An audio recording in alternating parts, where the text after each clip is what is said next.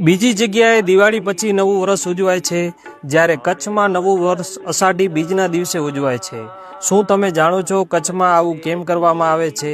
રાજાશાહી સમયમાં કચ્છમાં કઈ રીતે અષાઢી બીજની ઉજવણી થતી, તો ચાલો જાણીએ આ વિડીયોમાં।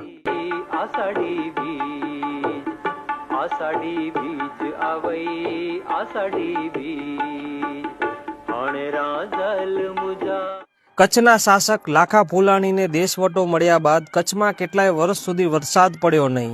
દુષ્કાળમાં જાનમાલનું ઘણું નુકસાન થયું। લાખો જ્યારે ફરી કચ્છમાં પગ મૂકે છે ત્યારે અનરાધાર વરસાદ વરસે છે, ચોમેર લીલોતરી છવાઈ જાય છે। આ વરસાદ જોઈ કચ્છી માડુઓનું હરખનો પાર ન રહ્યો અને તે દિવસ હતો અષાઢી બીજનો। કહેવાય છે કે અષાઢી બીજના દિવસે જ ગરીબનાથ બાપુ દ્વારા રાયધણજીને કચ્છની ગાદી મળવાના આશીર્વાદ અપાયા હતા। કચ્છમાં ચંદ્રનું ઘણું મહત્વ છે। કચ્છમાં દિવસ, મહિના અને સમયની ગણતરી ચંદ્ર ઉપર આધારિત હતી। કચ્છ દરબારના કર્મચારીઓને પગાર પણ બીજના દિવસે જ ચૂકવાતો હતો। કચ્છી માડુઓ હાથમાં પાંચિયું રાખીને શ્રદ્ધાથી ચંદ્રના દર્શન કરતા। કચ્છના રાજ્ય ચિહ્નમાં પણ ચંદ્ર જોઈ શકાય છે। અષાઢી બીજના દિવસે હમીર સરોવરના કાંઠે 17 તોપોની સલામી અપાતી। ભુજના માર્ગો ઉપર મહારાવની ભવ્ય સવારી નીકળતી। ટીલા મેળીમાં ખીલીનું પૂજન કરવામાં આવતું। સાંજે મોટો રાજ દરબાર ભરાતો। મહારાવ લોકોનું સન્માન કરતા। આમ પ્રજા પણ મહારાવને ભેટ થતી હતી। બીજના દિવસે ભુજની ટંકશાળામાં નવો સિક્કો બહાર પડાતો। ઈસવીસન 1903માં મહારાવ ખેંગારજી ત્રીજાએ કચ્છી પંચાંગ શરૂ કરાવ્યું, જે આજે પણ અષાઢી બીજના દિવસે બહાર પડે છે।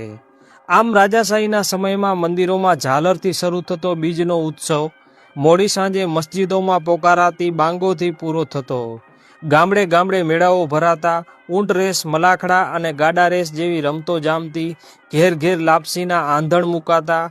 માલધારીઓ પશુઓની ખરીદી કરતા, તો દરિયા ખેડૂઓ વહાણોની પૂજા કરતા। ગામને પાદર પાડિયાઓનું પૂજન થતું। સગાઈ સંબંધો થતા, તેમજ નવી ખરીદી માટે મુહૂર્ત પણ કરવામાં આવતું। કચ્છથી ચંદ્રવંશી જાડેજા ભાયા તો નવાનગરમાં ગયા અને હાલાર વસાવ્યો। ત્યાં પણ નવા વર્ષની ઉજવણી અષાઢી બીજના દિવસે જ કરવામાં આવે છે।